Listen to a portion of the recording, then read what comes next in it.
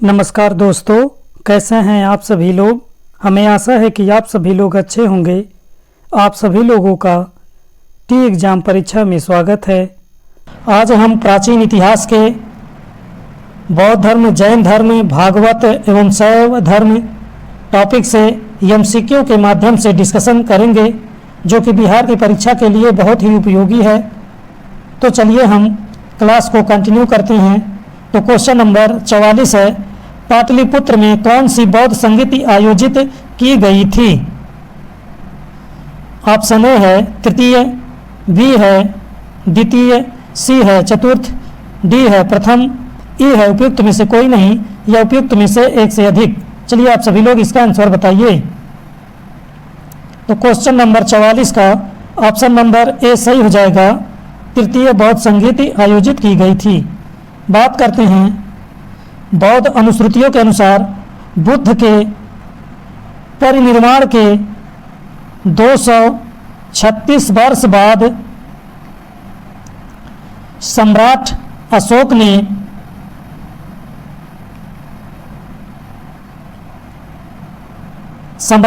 के संरक्षण में तृतीय बौद्ध संगीति 250 ईसा पूर्व में पाटलिपुत्र में हुई थी। इसकी अध्यक्षता प्रसिद्ध बौद्ध ग्रंथ कथावस्तु के रचयिता मोगली पुत्र टिस जी थे। इसका उद्देश्य संघ भेद करके विरुद्ध कठोर नियमों का प्रतिपादन करके बौद्ध धर्म को अस्थायी प्रदान करने का प्रयत्न किया गया। अब हम नेक्स्ट क्वेश्चन पर चलते हैं। क्वेश्चन नंबर 45 है, जैन धर्म के 23वें तीर्थंकर कौन थे। ऑप्शन ए है ऋषभनाथ, बी है महावीर स्वामी, सी है अरिष्टनेमी, डी है पार्श्वनाथ। चलिए आप सभी लोग इसका आंसर बताइए। तो जैसा कि हम सभी लोगों को पता है कि जैन धर्म के 23वें तीर्थंकर पार्श्वनाथ जी थे। बात करते हैं महावीर स्वामी जी का। तो महावीर स्वामी जी जैन धर्म के 24वें तीर्थंकर तथा ऋषभनाथ पहले व अरिष्टनेमी 22वें तीर्थंकर थे। महावीर स्वामी के काल में जैन धर्म अपने चरमोत्कर्ष पर था। अब हम नेक्स्ट क्वेश्चन पर चलते हैं। क्वेश्चन नंबर 46 है, त्रिपिटकों का संबंध किस धर्म से है। ऑप्शन ए है शैव धर्म, बी है जैन धर्म, सी है वैष्णव धर्म, डी है बौद्ध धर्म। चलिए आप सभी लोग इसका आंसर बताइए। तो त्रिपिटक जो है बौद्ध धर्म के प्रमुख ग्रंथ थे, इसलिए बौद्ध धर्म ऑप्शन नंबर डी सही हो जाएगा। बात करते हैं कि बुद्ध की मृत्यु के बाद उनकी शिक्षाओं का जो संकलन करके 3 भागों में बांटा गया था, उन्हीं को जो है त्रिपिटक कहते हैं। जैसे कि ये 3 पिटक जो त्रिपिटक हैं वो 3 पिटक हैं। पहला है विनय पिटक, दूसरा है सुत पिटक, तीसरा है अभिधम्म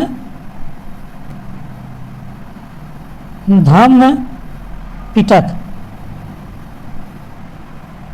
त्रिपिटक बौद्ध धर्म के आदर्श, सिद्धांत और नियमों को दर्शाता है। अब हम नेक्स्ट क्वेश्चन पर चलते हैं। क्वेश्चन नंबर 47 है, त्रिपिटक किसकी धार्मिक पुस्तक है। ऑप्शन ए है जैन धर्म, बी है हिंदू धर्म, सी है पारसी, डी है बौद्ध धर्म, ई है उपयुक्त में से कोई नहीं या उपयुक्त में से एक से अधिक। चलिए आप सभी लोग इसका आंसर बताइए। जैसा कि आप सभी को ऊपर जो है क्वेश्चन नंबर 46 में बता करा रहे हैं, तो हो जाएगा त्रिपिटक किसकी धर्म है, वो बौद्ध धर्म की है। चलना अब हम नेक्स्ट क्वेश्चन पर। क्वेश्चन नंबर 48 है, त्रिपिटक किस भाषा में लिखी गई है?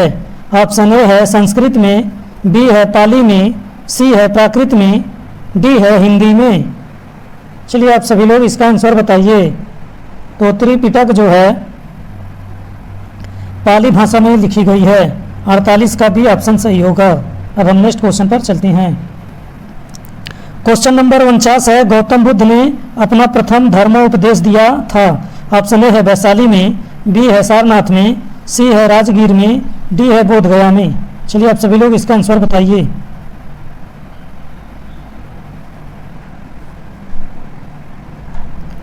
तो गौतम बुद्ध ने अपना प्रथम उपदेश जो है सारनाथ में दिया था। क्वेश्चन नंबर 49 का भी ऑप्शन सही हो जाएगा। बात करते हैं सारनाथ। यह उत्तर प्रदेश के वाराणसी जिले में स्थित है। इसे प्राचीन काल में ऋषिपत्तन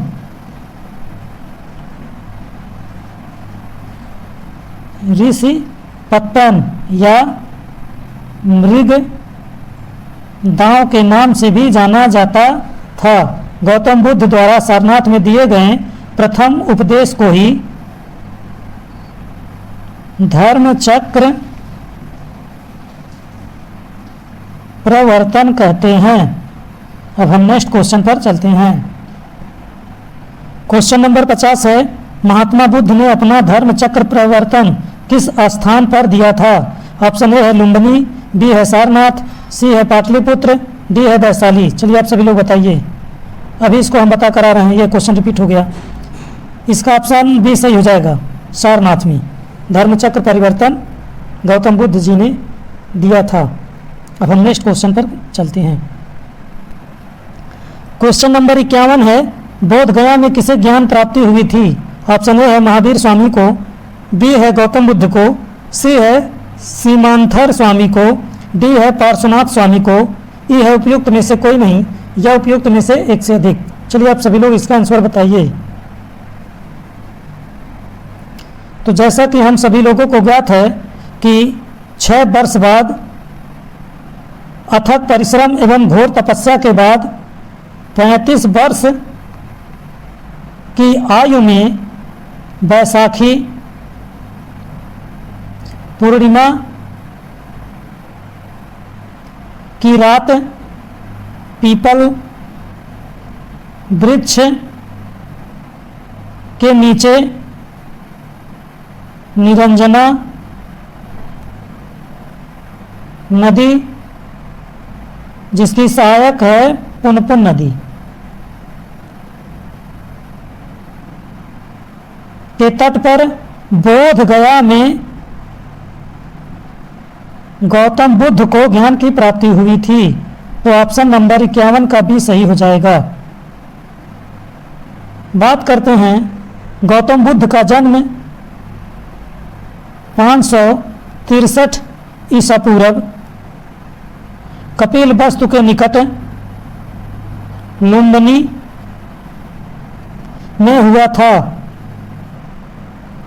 ये जो है जन्म के 7वें दिन ही इनकी माता का देहावसान हो गया। अतः इनकी मौसी महाप्रजापति गौतमी ने इनका पालन पोषण किया। यह 29 वर्ष की अवस्था में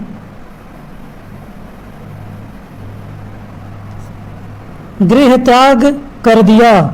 बौद्ध ग्रंथ में इसी घटना को महाभिनिष्क्रमण कहा जाता है। अब हम नेक्स्ट क्वेश्चन पर चलते हैं। क्वेश्चन नंबर 52 है, भगवान बुद्ध ने ज्ञान प्राप्त करने के लिए लंबे वर्षों तक तपस्या और साधना में जीवन कहाँ व्यतीत किया? ऑप्शन ए है वैशाली में, बी है राजगृह में, सी है लुम्बिनी में, डी है गया में। चलिए आप सभी लोग इसका आंसर बताइए। तो भगवान बुद्ध ने ज्ञान की प्राप्ति जो है गया में किया था और वहीं पर ये जो है लंबे वर्षों तक तपस्या किए और साधना किए। तो क्वेश्चन नंबर 52 का ऑप्शन नंबर डी सही हो जाएगा। अब हम नेक्स्ट क्वेश्चन पर चलते हैं। क्वेश्चन नंबर 53 है, बोध गया में महाबोधि मंदिर बनाया गया, जहां ऑप्शन ए है गौतम बुद्ध पैदा हुए थे, बी है गौतम बुद्ध को ज्ञान प्राप्त हुआ, सी है गौतम बुद्ध ने अपना प्रथम प्रवचन दिया, डी है गौतम बुद्ध की मृत्यु हुई। चलिए आप सभी लोग बताइए कि बोध गया में कौन सा घटना हुआ था। तो बोध गया में भगवान बुद्ध को ज्ञान की प्राप्ति हुई थी। तो ऑप्शन नंबर 53 का भी ऑप्शन सही हो जाएगा। अब हम नेक्स्ट क्वेश्चन पर चलते हैं। क्वेश्चन नंबर 54 है, तृतीय बौद्ध सभा का सभापतित्व किया गया था। ऑप्शन ए है महाकश्यप द्वारा, बी है वसुमित्र द्वारा, सी है अश्वघोष द्वारा, डी है मोगलीपुत्र तिस्य द्वारा, ई है उपयुक्त में से कोई नहीं या उपयुक्त में से एक से अधिक। चलिए आप सभी लोग इसका आंसर बताइए। तो क्वेश्चन नंबर 54 का ऑप्शन नंबर डी सही हो जाएगा। मोगलीपुत्र तिस्य द्वारा तृतीय बौद्ध सभा का सभापतित्व किया गया था। आइए अब हम कुछ बौद्ध संगीति स्थान, समय, अध्यक्ष, शासनकाल को देख लेते हैं। पहले में है बौद्ध संगीति, दूसरे में है स्थान, तीसरे में समय, चौथे में अध्यक्ष, पांचवें में शासनकाल। तो यहाँ देखते हैं प्रथम बौद्ध संगीति राजगृह स्थान में 483 ईसा पूर्व महाकश्यप अध्यक्ष जी द्वारा अजातशत्रु के शासनकाल में हुआ था। द्वितीय बौद्ध संगीति वैशाली में 383 ईसा पूर्व साबक मीर, जिसे सर्वकामी भी कहा जाता है, के अध्यक्ष जी द्वारा कालाशोक के शासनकाल में हुआ था। तृतीय बौद्ध संगीति पाटलिपुत्र में 251 ईसा पूर्व में मोगलीपुत्र तिस्य द्वारा अशोक के शासनकाल में हुआ था। अब हम नेक्स्ट देखते हैं चतुर्थ बौद्ध संगीति कश्मीर के कुंडल वन ग्राम में प्रथम शताब्दी में वसुमित्र अध्यक्ष जी द्वारा कनिष्ठ के शासनकाल में हुआ था। अब हम नेक्स्ट क्वेश्चन पर चलते हैं। क्वेश्चन नंबर 55 है, तृतीय बौद्ध संगीति कहाँ आयोजित हुई। ऑप्शन ए है वत्स में, बी है पाटलिपुत्र में, सी है कौशाम्बी में, डी है कश्मीर में। चलिए आप सभी लोग इसका आंसर बताइए। तो अभी हम बताए हैं कि तृतीय बौद्ध संगीति पाटलिपुत्र में हुई थी। तो क्वेश्चन नंबर 55 का ऑप्शन नंबर बी सही हो जाएगा। अब हम नेक्स्ट क्वेश्चन पर चलते हैं। क्वेश्चन नंबर 56 है, प्रथम बौद्ध महासभा कहाँ आयोजित हुई थी। ऑप्शन ए है पाटलिपुत्र में, बी है राजगृह में, सी है अमरावती में, डी है कनगनहल्ली में, ई है उपयुक्त में से कोई नहीं या उपयुक्त में से एक से अधिक। चलिए आप सभी लोग इसका आंसर बताइए। तो क्वेश्चन नंबर 56 का ऑप्शन नंबर बी सही हो जाएगा। राजगृह में प्रथम बौद्ध महासभा आयोजित की गई थी। अब हम नेक्स्ट क्वेश्चन पर चलते हैं। क्वेश्चन नंबर 57 है, इनमें से किस शासन ने चतुर्थ बौद्ध संगीत कश्मीर में आयोजित की। ऑप्शन ए है अशोक, बी है अजातशत्रु, सी है कनिष्क, डी है कालाशोक, ई है उपयुक्त में से कोई नहीं या उपयुक्त में से एक से अधिक। चलिए आप सभी लोग इसका आंसर बताइए। तो क्वेश्चन नंबर 57 का ऑप्शन नंबर सी सही हो जाएगा। कनिष्क के शासनकाल में चतुर्थ बौद्ध संगीति कश्मीर में आयोजित की गई थी। अब हम नेक्स्ट क्वेश्चन पर चलते हैं। क्वेश्चन नंबर 58 है, चौथी बौद्ध संगीति किसके द्वारा बुलाई गई थी। ऑप्शन ए है अजातशत्रु द्वारा, बी है अशोक जी द्वारा, सी है कनिष्क जी द्वारा, डी है हर्ष जी के द्वारा। अब सभी लोग बताइए। तो क्वेश्चन नंबर 58 का ऑप्शन नंबर सी सही हो जाएगा। कनिष्क जी द्वारा चौथी बौद्ध संगीति बुलाई गई थी। अब हम नेक्स्ट क्वेश्चन पर चलते हैं। क्वेश्चन नंबर 59 है, भगवान बुद्ध के महापरिनिर्वाण के बाद पहली बौद्ध संगीति हुई थी। ऑप्शन ए है राजगृह में, बी है गया में, सी है पाटलिपुत्र में, डी है वैशाली में, ई है उपयुक्त में से कोई नहीं या उपयुक्त में से एक से अधिक। चलिए आप सभी लोग इसका आंसर बताइए। तो भगवान बुद्ध के महापरिनिर्वाण के बाद पहली बौद्ध संगीति राजगृह में हुई थी, जिसका अब नाम राजगीर है। अब हम नेक्स्ट क्वेश्चन पर चलते हैं। क्वेश्चन नंबर 60 है, तृतीय बौद्ध सभा किस स्थान पर बुलाई गई थी। ऑप्शन ए है तक्षशिला, बी है सारनाथ, सी है बोध गया, डी है पाटलिपुत्र। चलिए आप सभी लोग इसका आंसर बताइए। तो क्वेश्चन नंबर 60 का ऑप्शन नंबर डी सही हो जाएगा, पाटलिपुत्र। अब हम नेक्स्ट क्वेश्चन पर चलते हैं। क्वेश्चन नंबर 61 है, प्रथम बौद्ध परिषद को बुलाया गया था। ऑप्शन ए है चंद्रगुप्त मौर्य द्वारा, बी है अशोक जी द्वारा, सी है अजातशत्रु द्वारा, डी है कनिष्क द्वारा। चलिए आप सभी लोग इसका आंसर बताइए। तो इसका आंसर हो जाएगा अजातशत्रु जी द्वारा। तो 61 का सी सही हो जाएगा। अब हम नेक्स्ट क्वेश्चन पर चलते हैं। क्वेश्चन नंबर 62 है, चतुर्थ बौद्ध संगीति का आयोजन किसके शासनकाल में हुआ था। ऑप्शन ए है रुद्रदामन, बी है कनिष्क, सी है स्कंदगुप्त, डी है हर्षवर्धन। चलिए आप सभी लोग इसका आंसर बताइए। क्वेश्चन नंबर 62 का ऑप्शन नंबर बी सही हो जाएगा, कनिष्क के शासनकाल में हुआ था। अब हम नेक्स्ट क्वेश्चन पर चलते हैं। 63 है, महात्मा बुद्ध ने कहाँ महापरिनिर्वाण प्राप्त किया। ऑप्शन ए है सारनाथ में, बी है कुशीनगर में, सी है बोध गया में, डी है लुम्बिनी में। चलिए आप सभी लोग 63 का ऑप्शन नंबर बी सही हो जाएगा, कुशीनगर में महापरिनिर्वाण भगवान बुद्ध जी का हुआ था। बात करते हैं महात्मा बुद्ध की मृत्यु 483 ईसा पूर्व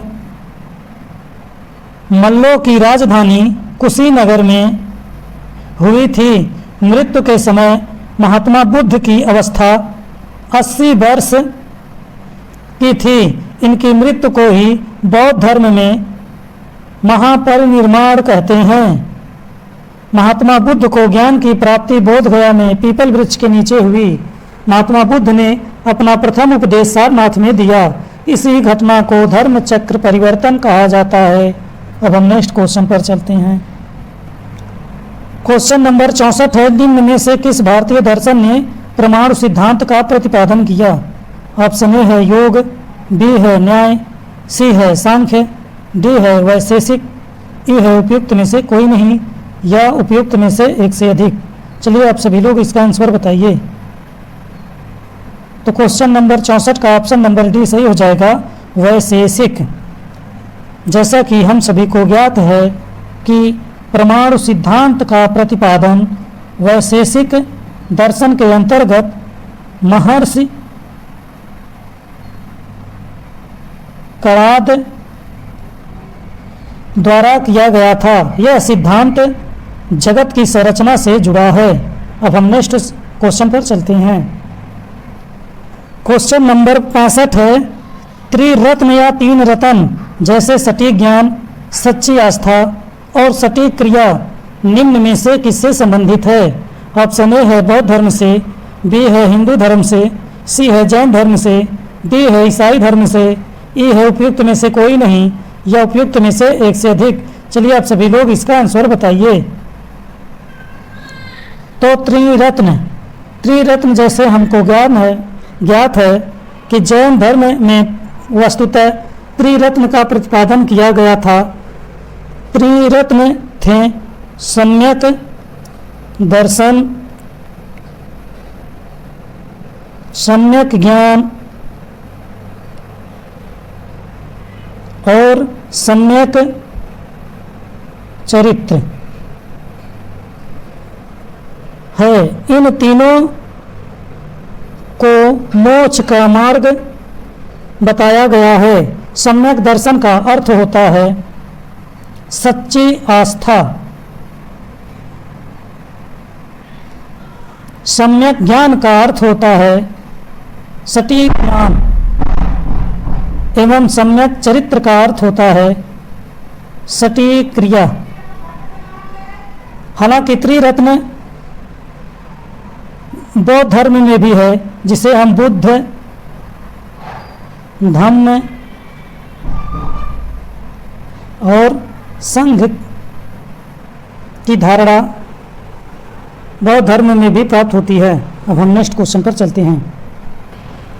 क्वेश्चन नंबर 66 है, पाटलिपुत्र में बुलाई गई प्रथम जैन संगीत के अध्यक्ष कौन थे। ऑप्शन ए है वसुमित्र, बी है स्थिरमति, सी है स्थूलभद्र, डी है सुधर्मन, ई है उपयुक्त में से कोई नहीं या उपयुक्त में से एक से अधिक। चलिए आप सभी लोग इसका आंसर बताइए। क्वेश्चन नंबर 66 का ऑप्शन नंबर सी सही हो जाएगा, स्थूलभद्र प्रथम जैन संगीत के अध्यक्ष थे। जिसका आयोजन पाटलिपुत्र में किया गया था। प्रथम जैन संगीत का आयोजन मौर्य शासक चंद्रगुप्त मौर्य के शासनकाल में लगभग 300 ईसा पूर्व में पाटलिपुत्र में संपन्न हुई थी। अब हम नेक्स्ट क्वेश्चन पर चलते हैं। क्वेश्चन है महात्मा बुद्ध की माता का नाम था। ऑप्शन ए है महामाया, बी है प्रभावती, सी है शकुंतला, डी है राजश्री। चलिए आप सभी लोग इसका आंसर बताइए। तो जैसा कि हम सभी को ज्ञात है, महात्मा बुद्ध का जन्म 563 ईसा पूर्व में कपिल वस्तु के समीप लुम्बिनी नामक ग्राम में हुआ था। उनकी माता का नाम महामाया था, जो कि कोलीय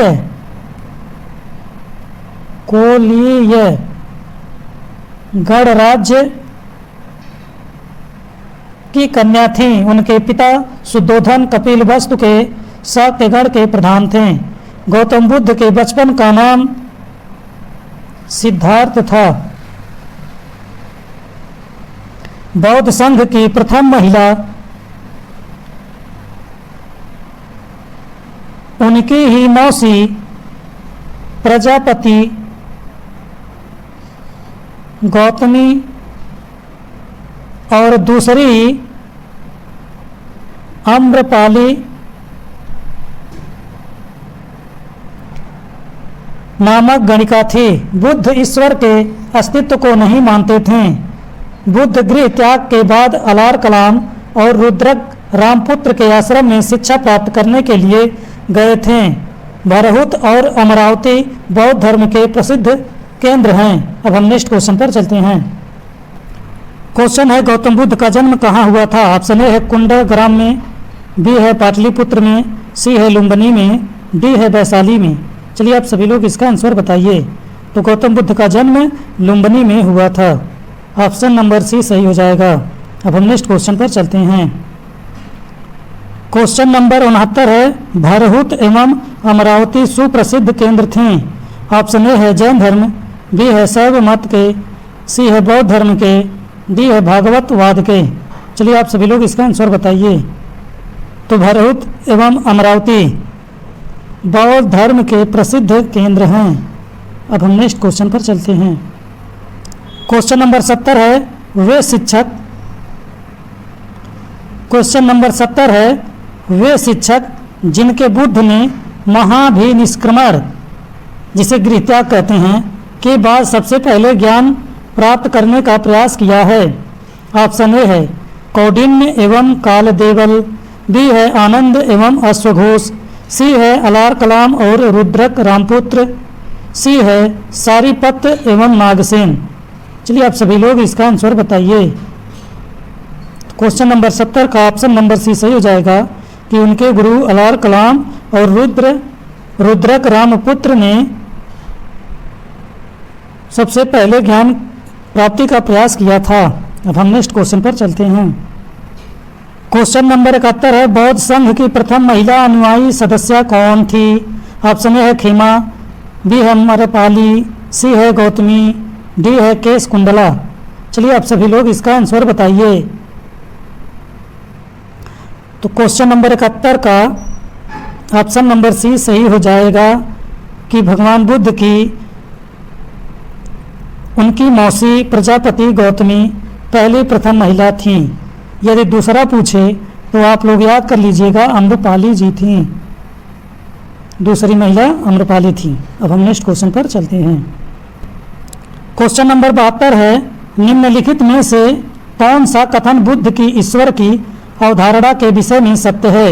ऑप्शन ए है ईश्वर का अस्तित्व है, बी है ईश्वर का अस्तित्व नहीं है, सी है ईश्वर विषय में महात्मा बुद्ध मौन रहे, डी है उपयुक्त में से कोई नहीं। चलिए आप सभी लोग इसका आंसर बताइए। तो भगवान बुद्ध जो है ईश्वर को नहीं मानते थे, इसलिए क्वेश्चन नंबर 72 का ऑप्शन नंबर बी सही हो जाएगा कि ईश्वर का अस्तित्व नहीं है। अब हम नेक्स्ट क्वेश्चन पर चलते हैं।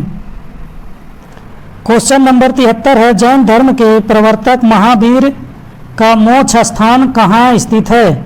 ऑप्शन ए है मनेर में, बी है राजगीर में, सी है पावापुरी में, डी है जलान फोर्ट में, ई है उपयुक्त में से कोई नहीं या उपयुक्त में से एक से अधिक। चलिए आप सभी लोग इसका आंसर बताइए। तो जैन धर्म के प्रवर्तक महावीर स्वामी जी का मोक्ष स्थल पावापुरी में स्थित है। ऑप्शन नंबर सी सही हो जाएगा। बात करते हैं महावीर स्वामी जी का जन्म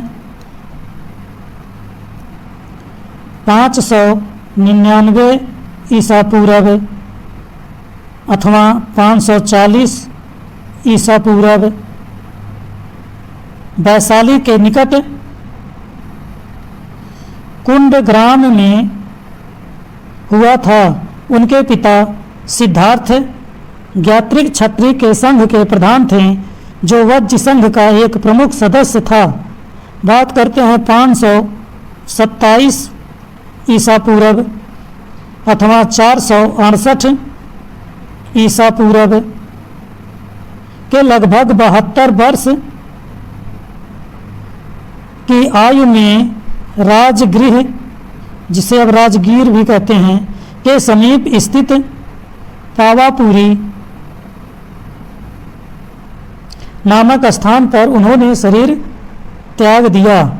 महावीर को कैवल्य ज्ञान की प्राप्ति जिरिम्भिक ग्राम में हुआ था। अब हम नेक्स्ट क्वेश्चन पर चलते हैं। क्वेश्चन नंबर 74 है, वह स्थान जहाँ महावीर ने पूर्ण आध्यात्मिक ज्ञान, जिसे कैवल्य ज्ञान कहते हैं, को प्राप्त किया है। ऑप्शन ए है कुंडल ग्राम में, बी है वैशाली में, सी है गया में, डी है जिरिम्भिक ग्राम में। चलिए आप सभी लोग बताइए। तो क्वेश्चन नंबर 74 का ऑप्शन नंबर डी सही हो जाएगा, जिरिम्भिक ग्राम में, जो अभी हम बताए हैं। अब हम नेक्स्ट क्वेश्चन पर चलते हैं। क्वेश्चन है, महावीर का जन्म स्थान है। ऑप्शन ए है कौशाम्बी में, बी है कुंड ग्राम में, सी है सारनाथ में, डी है प्रयागराज में। चलिए आप सभी लोग बताइए। तो क्वेश्चन नंबर 75 का ऑप्शन नंबर बी सही हो जाएगा, कुंड ग्राम में महावीर जी का जन्म हुआ था। अब हम नेक्स्ट क्वेश्चन पर चलते हैं। क्वेश्चन नंबर 76 है, बोध गया में बोधि वृक्ष अपने वंश की इस पीढ़ी का है। ऑप्शन ए है तृतीय, बी है चतुर्थ, सी है पंचम, डी है षष्टम। चलिए आप सभी लोग इसका आंसर बताइए। क्योंकि हम लोग को पता है कि बोध वृक्ष बिहार राज्य के गया जिले में बोध गया स्थित महाबोधि मंदिर परिषद में स्थित एक पीपल का वृक्ष है। इसी वृक्ष के नीचे 531 ईसा पूर्व में भगवान बुद्ध को ज्ञान की प्राप्ति हुई थी। तथ्यों में विवाद होने के कारण जो बिहार लोक सेवा आयोग है इस प्रश्न को हटा दिया, इसलिए इसको अब हम स्टार देंगे। अब हम नेक्स्ट क्वेश्चन पर चलते हैं। क्वेश्चन नंबर 77 है, बुद्ध के जीवन के 4 महत्वपूर्ण घटनाओं और उनसे संबंधित 4 स्थानों का उल्लेख नीचे दिया गया है। यह 2 स्तंभ पहला दूसरा में अंकित है, आपको इनका सुमेल करना है। स्तंभ ए में जन्म दिया है, ज्ञान की प्राप्ति दिया है, प्रथम प्रवचन दिया है, निधन दिया है।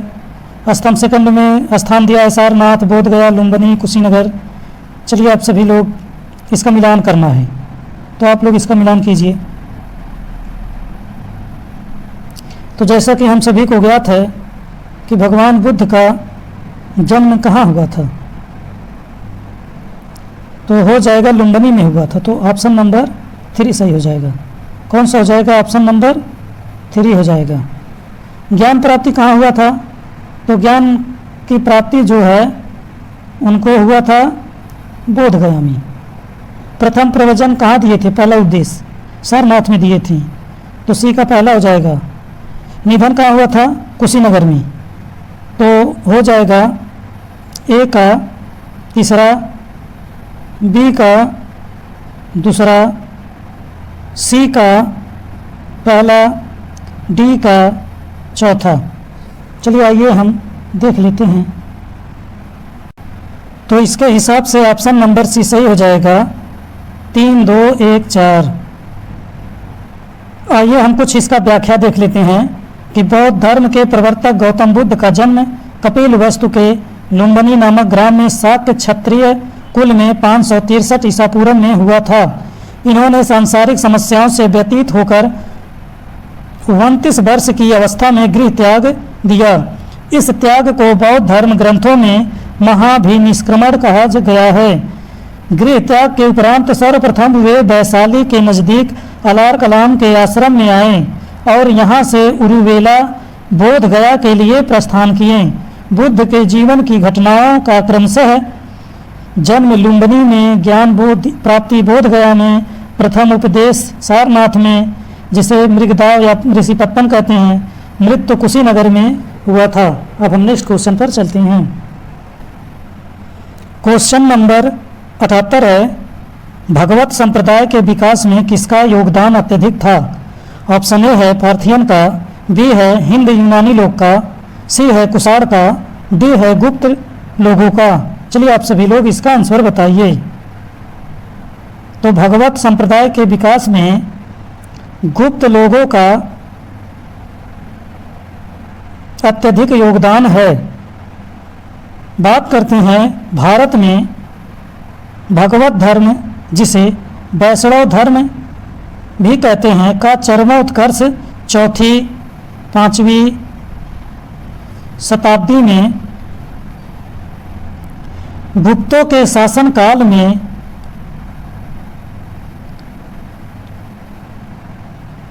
में हुआ था। वैष्णव धर्म गुप्त शासकों ने राज्य धर्म बनाया तथा देवगढ़, ललितपुर, भीतरगांव, कानपुर एवं तिगवा, जबलपुर मध्य प्रदेश में प्रसिद्ध विष्णु मंदिरों का निर्माण कराया। गुप्त राजाओं ने परम भागवत की उपाधि धारण की तथा अपने सिक्कों में विष्णु के वाहन गरुड़ की आकृति खुदवाई।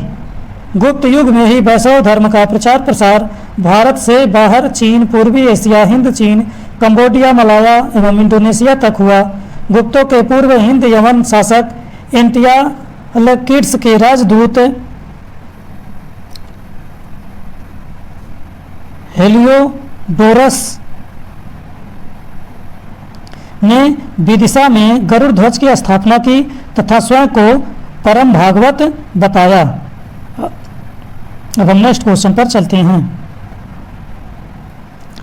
क्वेश्चन नंबर 79 है, आजीवक संप्रदाय के संस्थापक कौन थे? ऑप्शन ए है उपाली, बी है आनंद, सी है राहुल भद्र, डी है मक्खली गोसाल। चलिए आप सभी लोग इसका आंसर बताइए। तो आजीवक संप्रदाय के संस्थापक मक्खली गोसाल जी हैं। क्वेश्चन नंबर 79 का ऑप्शन नंबर डी सही हो जाएगा। बात करते हैं इनके अनुयायी आजीवक के नाम से जाने जाते हैं। इस संप्रदाय के लोग कर्म सिद्धांत एवं मानव प्रयत्न में विश्वास नहीं करते हैं। मक्खली गोसाल महावीर के साथी थे और नियतवादी और जैन धर्म में उनकी आस्था थी। यह संप्रदाय मौर्य काल में लोकप्रिय हुआ। आजीवकों का उल्लेख पतंजलि किसमें? पतंजलि ने भी किया है। मौर्य शासक अशोक व दशरथ ने बराबर व नागार्जुन पहाड़ियों पर गुफाओं का निर्माण आजीवकों के लिए किया था। अब हम नेक्स्ट क्वेश्चन पर चलते हैं। क्वेश्चन नंबर 80 है, बराबर की गुफाओं का उपयोग किसने आश्रम गृह के रूप में किया? ऑप्शन ए है आजीवकों ने, बी है थारुओं ने, सी है जैनियों ने, डी है तांत्रिकों ने। चलिए आप सभी लोग इसका आंसर बताइए। तो बराबर की गुफाओं का उपयोग किसने आश्रम गृह में किया था? ऑप्शन नंबर ए सही हो जाएगा, आजीवकों ने। अब हम नेक्स्ट क्वेश्चन पर चलते हैं। क्वेश्चन नंबर 81 है, निम्नलिखित में से कौन सबसे पूर्वकालिक जैन ग्रंथ कहलाता है? ऑप्शन ए है 12 अंग, बी है 12 उपांग, सी है 14 पूर्व, डी है 14 उपपूर्व। चलिए आप सभी लोग आंसर बताइए। तो क्वेश्चन नंबर 81 का ऑप्शन नंबर सी सही हो जाएगा, 14 पूर्व। जैसा कि हम सभी को ज्ञात है कि जैन धर्म के वास्तविक संस्थापक महावीर स्वामी जी द्वारा दिए गए मौलिक सिद्धांतों को महावीर के शिष्यों ने 14 पूर्वों में संकलित किया। यही 14 पूर्व जैन धर्म के प्राचीन धर्म ग्रंथ हैं। 12 अंग तथा उपांग भी जैन धर्म से रिलेटिव है। जैन ग्रंथ कल्पसूत्र,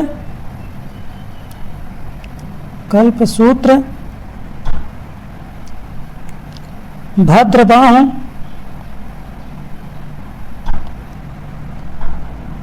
ने लिखा है।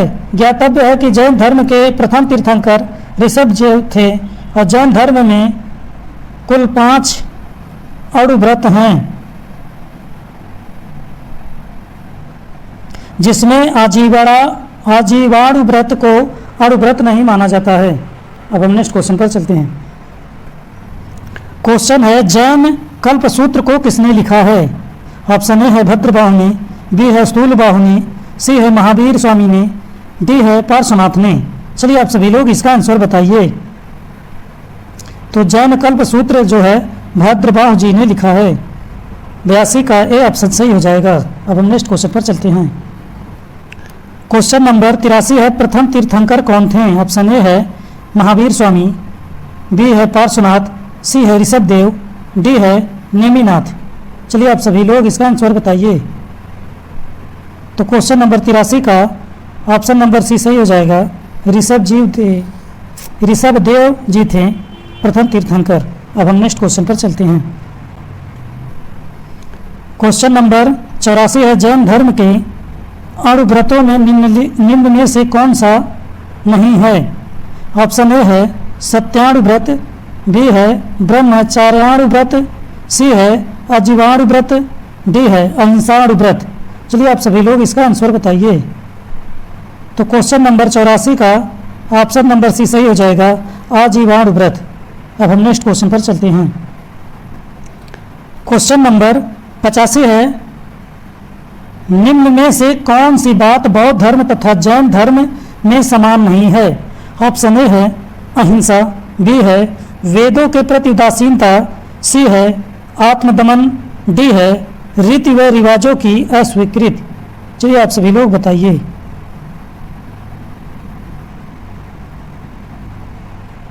जैसा कि हम सभी लोगों को ज्ञात है कि बौद्ध धर्म तथा जैन धर्म में अहिंसा जो है समान है, वेदों के प्रति उदासीनता ये भी समान है, आत्मदमन यही समान नहीं है, रीति व रिवाजों की अस्वीकृति दोनों में है, ये भी सही है। तो क्वेश्चन नंबर 85 का ऑप्शन नंबर सी सही हो जाएगा, आत्मदमन।